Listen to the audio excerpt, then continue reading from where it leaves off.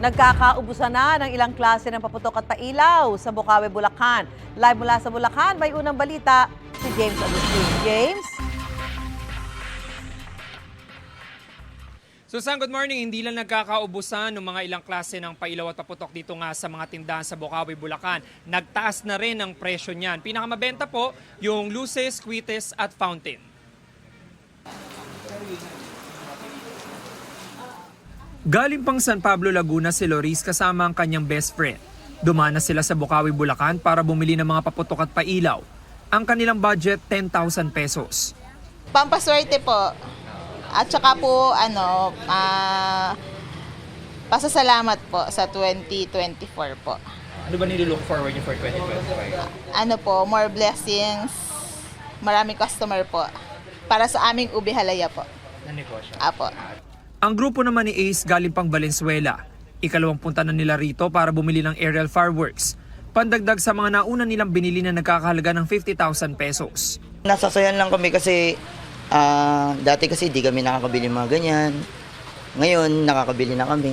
So parang nakakaano lang sa puso na ngayon nakakabili na kami ng mga palamuti sa ganun, sa New Year. Ano ang nilook forward niyo for 2025? Siyempre sana swertehin sa buhay ganyan. And sana more blessings pa yung dumating.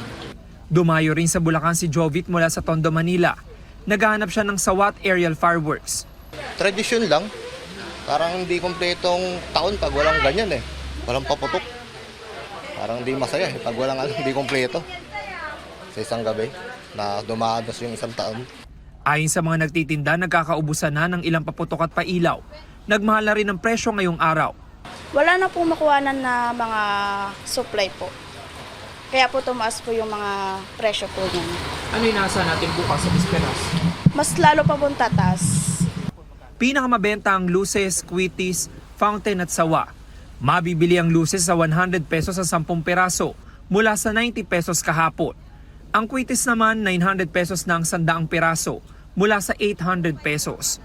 Iba't ibang klase rin ng cone fountain mula 50 pesos hanggang 150 pesos.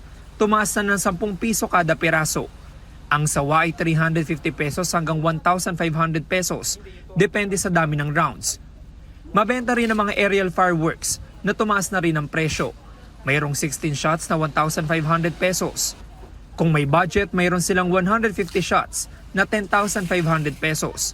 Habang ang 268 shots ay 35,000 pesos. Hindi naman gumalaw ang presyo ng Roman candle na 150 pesos sa 10 piraso. Habang ang crackling sunflower fountain ay 380 pesos ang kada piraso. Samantala, Susan, 24 oras na bukas yung magkakadikit na tindahan dito sa Bocaue, Bulacan. At kanina nga po, dahil nakaranas ng pag-ulan ay hindi pa naman ganun karami yung mga nakikita natin na bumibili dito. Mahigpit po na ipinagbabawal yung paninigarilyo at pag-testing doon sa mga bibilhin na anumang pailaw o paputok dito sa lugar. May mga nakita din tayo dito na mga naka-standby na mga fire extinguisher at mga drum ng tubig in case of emergency. Yan ang unang balita mula rito sa Bocaue, Bulacan. Ako po si James Agustin para sa GMA Integrated News. Gusto mo bang mauna sa mga balita? Mag-subscribe na sa GMA Integrated News sa YouTube at tumutok sa unang balita.